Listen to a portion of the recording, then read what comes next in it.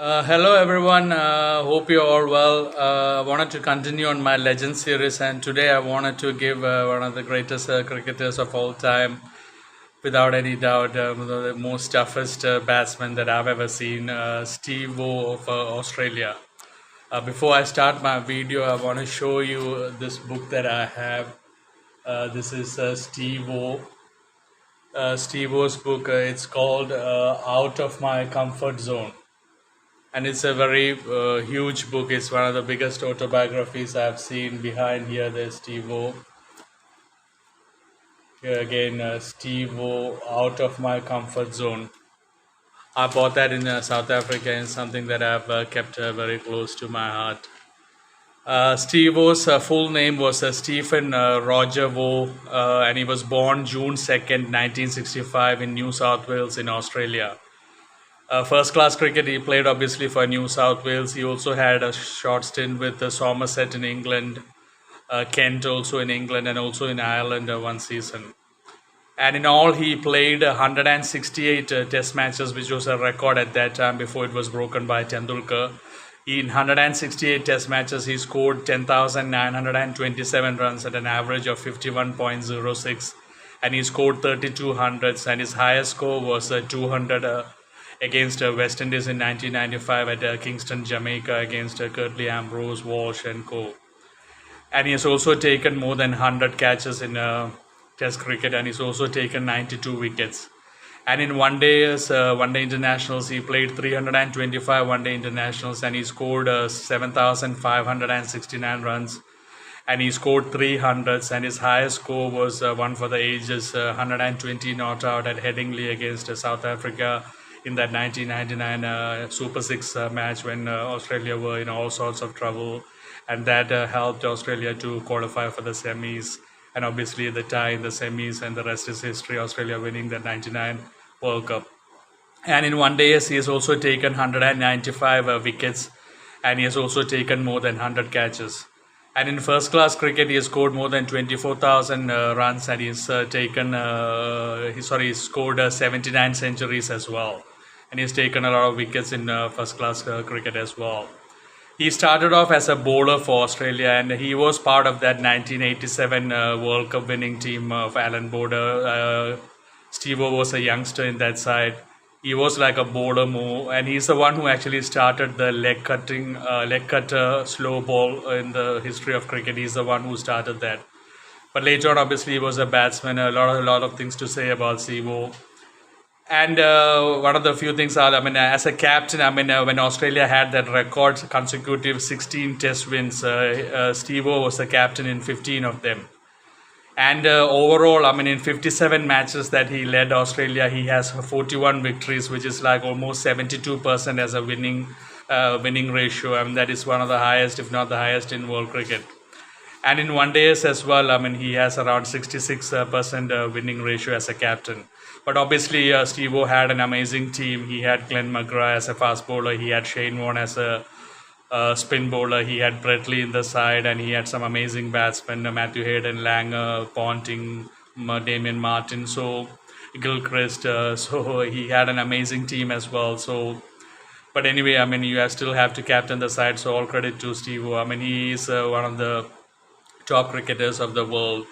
And I have to say, Steve O is someone that has affected my game a lot. Not in a shot-making way, but it's from Steve O that I learned that 70 to 80% of batting is in your mind and in your heart. If you don't want to give your wicket away, there's no way your batsman bowler will take your wicket. Maybe 5 to 10% chance if a bowler really bowls a ripper of a ball, then you will get out. But 90% of the times, if you have a strong mind, a strong will, you will not get out. And that is something that I learned from Steve O in the late 90s.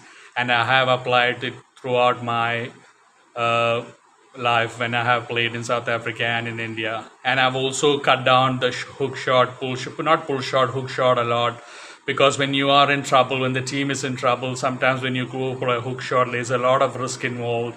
And that is one of the easiest ways to get out. A bowler can get you out. So if you actually can get the temptation of playing the hook shot out of your way, especially when you're in trouble, you cannot get out. And I learned a lot from Steve, and trust me, it has helped me a lot. I mean, 90% of the times I've batted in my life, I've made a significant contribution with the bat. Not that I've scored hundreds every time, but I'm just saying it's all credit to Steve, the way he showed that the heart, the mind is strong. Obviously, in cricket, you need to have a basic technique to bat. If you don't have a technique, you cannot survive as a batsman. But if you have a basic technique, the rest is in your mind, your heart, and you need to have a strong will. And there was a saying in Australia, when the going gets tough, Stephen Waugh gets tough. And trust me, in my entire life, I've never seen any batsman score more runs for his country than Steve O when his side was in trouble. I have seen so many times, I mean, at least 10, 15 times when Australia were in trouble against England in the Ashes or against South Africa or against any team when Australia were like 60 for 4, 53 for 3, or mostly I've seen 61 for 4, 70 for 4, like 3, 4 wickets falling down in the space of like 50, 60, 70 runs. Steve O comes and he scores 100. I have seen that so many times. Out of that 32 hundreds that I said, I'm sure at least 15 to 20 hundreds came when Australia were in trouble, or more than that. I have at least definitely seen 15, 20 times Steve O get a century when Australia were like 50, 60 for 4. I mean, that was the quality of Steve O. He was such a tough batsman. And I've said so many times about Alan Donald, my favorite bowler. I've heard him say that Lara and Tendulkar were the best two batsmen that he bowled to, but the most toughest batsman that he bowled to was he's rated Steve O and Michael Atherton. You said they were mentally very tough to get out. And even though Steve O got a hit on the body with a few bouncers, he wouldn't mind that. 200 against West Indies at Kingston, Jamaica. There was a lot of moments with Curtly Ambrose fight, and he really kept batting. I mean, when you really get under the skin of Steve O, he really gives his best performance. And in 1998, 1999, he scored a 157 against Pakistan at Karachi in the first test, and that helped Australia to win by an innings. And that was the first time Australia won a test in Pakistan in 39 years. So that was something special from Steve O. And that Super Six knock again, I mean, he was dropped. Herschel Gibbs took a catch of him and threw up the ball up in the air, and he dropped it. And Steve O went to Herschel Gibbs and said, "Mate, you have just dropped the World Cup." So that is how confident he was and how tough mentally he was. And that 1997-98 series, South Africa went to Australia. There was this match at Sydney where Alan Donald repeatedly hit Marco and Steve O on their bodies. And Steve O refused to get out, and they were like really, there were so much battles. You should actually check those their test matches out. And another thing, the funny incident that happened, Steve O's last match when he was batting Parthiv Patel, who was the wicketkeeper of India, who was very young, he said, let's finish it off with the slog sweep, because slog sweep is a shot that Steve O made famous during his times. He used to play the slog sweep against the spinners, and he kind of sledged Steve O and said, to Steve O, let's finish it off with a slog sweep. And Steve O is the last person who would keep quiet. Steve O turned around and said to Mark Parthiv Patel that I was playing test cricket when you were running around in your nappies.